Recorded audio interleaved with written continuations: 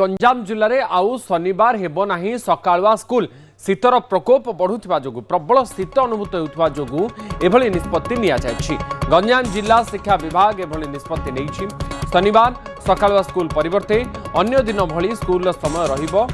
गत किछि दिन है सकाळ समय जिले में शीत बढ़ी पिलामाने स्कूल को आसबारे समस्या भोगुंट 5टा 6टा समय घन कुहुड़ी आ शीतर एते मात्रा जोगु एबे गंजाम जिला शिक्षा विभाग तरफ गंजाम प्रशासन तरफ एभली निष्पत्ति नि कि गंजाम जिले में एबे पाई सकाळुआ स्कूल शनिवार दिन रहिबो नाही अन्य दिन परि साधारण भाव में 10टा समय ही स्कूल खोलिबो।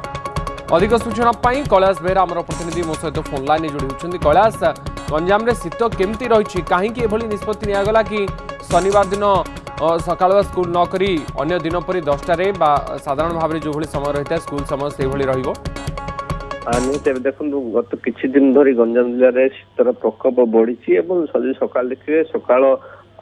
भोरु आरंभ करी पाखापाखि 9टा 10टा पर्यंत शीतर प्रकोप रोचे दृष्टि रखी गंजाम जिलार जिला प्रशासन और जिला शिक्षा विभाग एभली निष्पत्ति नहीं जिलार समस्त सरकारी स्कूल शनिवार दिन जो सकाळ स्कूल होता सकाळ स्कूल हेनी बरम अन्य दिन जो समय रही स्कूल समय से जहाँ फल जो सकाळ छात्र छात्री मैंने आसी स्कूल को आसले तेणुक सकाळ स्कूल आसबार आवश्यकता नहीं जेहेतु ठंडा बढ़ा सहित जो छात्र छात्री मैंने जेहेतु सकाळ आसले से ठंडा ज्वर एभली अनेक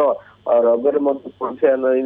नजर रही अभियोग होता को दृष्टि रखी जिला शिक्षा विभाग एभली निष्पत्ति नहीं निष्पत्ति को अभिभावक महल स्वागत कराई आसंता काली जो रोची शनिवार दिन यही शनिवार दिन ठारू यही नियम सारा जिला गंजाम जिले में लागू हेबो एवं राज्य रे प्रथम भाव गंजाम जिला एभली निष्पत्ति नहीं कारण अन्य जिला अपेक्षा जब कहबा गंजाम जिले गत किछ दिन धरी जेहेतु शीतर प्रकोप बढ़ी एभली निष्पत्ति नहीं जिला शिक्षा विभाग एने जिलार समस्त सरकारी स्कूल कर्तृपक्ष को सूचाई दी जहाँ फल से आसंता काल ठारू निजर जो छात्र छात्री रही जहाँकि सकाळ स्कूल परिवर्ते अन्य दिन मानकर जो स्कूल समय रही 10टा तथा से समय ही स्कूल को आसबे निश्चित यही खबर